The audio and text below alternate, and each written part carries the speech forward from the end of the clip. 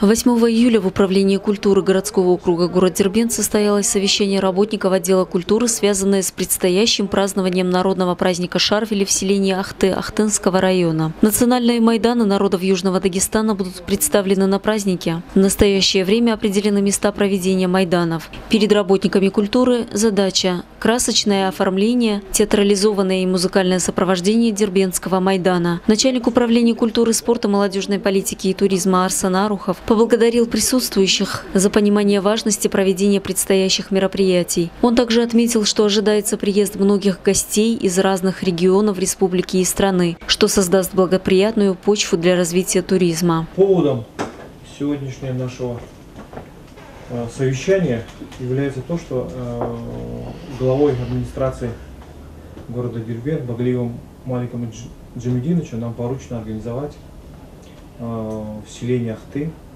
30 числа июля на празднике Шарвели Дербентский майдан. Вот. На этот раз будет очень много гостей, как никогда, планируется, да, так?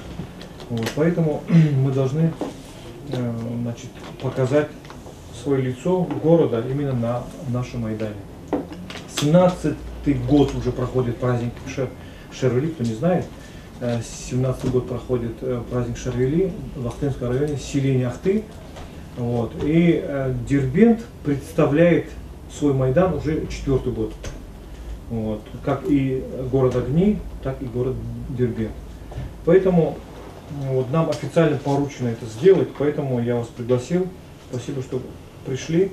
В ходе совещания также обсуждались вопросы необходимости организации подготовки на праздничных майданах блюд национальной кухни, демонстрации старинных народных промыслов, музыкально-фольклорных номеров. С предложениями и пожеланиями по этим и другим вопросам выступили директор Татского театра Лев Монахимов, директор Музея истории мировых культур и религий Диана Гасанова, директор Дербентского музыкального училища Камила Махмудова и другие. Празднества и народные гуляния будут освещаться и транслироваться районными, республиканскими и федеральными СМИ.